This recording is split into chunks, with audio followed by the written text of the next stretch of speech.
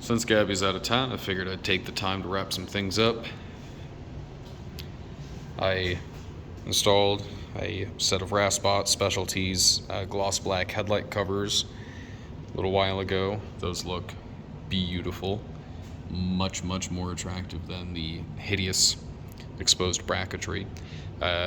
Said before I went back to a stock intake, except for that's a earlier F-body elbow, so it's got that weird brace. I'm going to buy a different elbow that's a little bit nicer.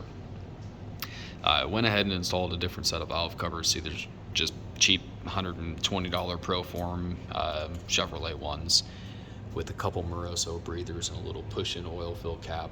They look pretty nice. I think they look fairly period correct. I also went ahead and deleted the PCV elbow and the baffle. Well, the elbow from the baffle and the stock valve cover that would normally go up to the throttle body. I just capped that off after I put those breathers in.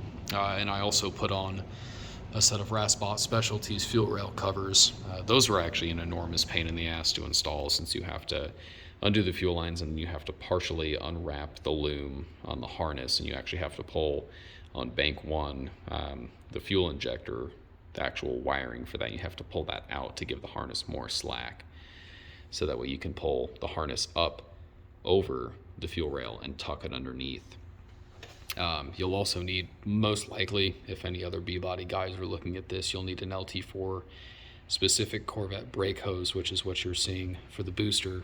The stock one, it normally just exits pretty much right in the middle of the Chevrolet emblem, and that unfortunately does not allow this cover to sit flush. But even then, since these are a 1/4 inch taller than the factory valve covers were, they actually fit beautifully. It's almost a bang-on fitment.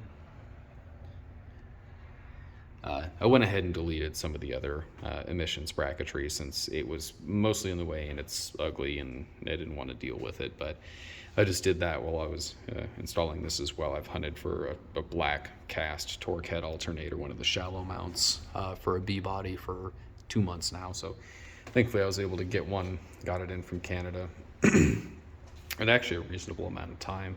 I also pulled the sub wire that was running along the core support. You can actually see the other end right there. I got to pull this back into the interior and rip all that stuff out. Since I'm not particularly an audio guy, I just would like this to run well and sound good. I think the next step will be Speed Tech upper and lower control arms, coilovers on the front and back.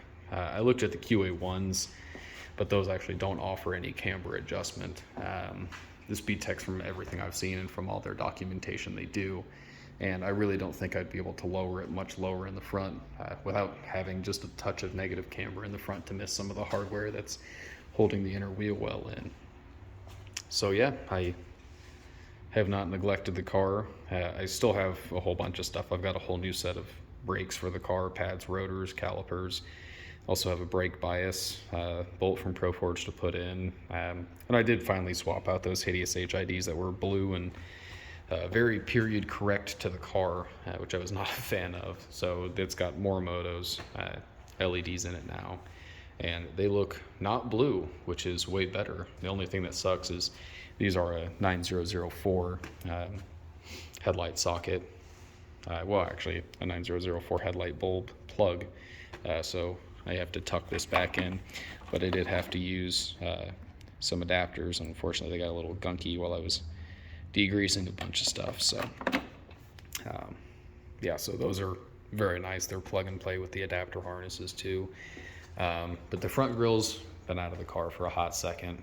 That's actually over in Evansville, Indiana, just a state away, getting resprayed along with a set of 9192 Caprice taillights that I'm having him smooth over and do some work on too. And I also do have a new hood liner, so this will all be getting replaced, since this is all gross and kind of brittle and stiff and old, and it's an enormous eyesore. So yeah, I have actually been doing things on this, but the giant snowstorm we got kind of fucked me over on being able to get parts, and totally forgot to order breathers and shit for the valve covers. So, but I do think that looks much nicer than it did before. The old valve covers were rusty and hideous, so I haven't forgotten about it.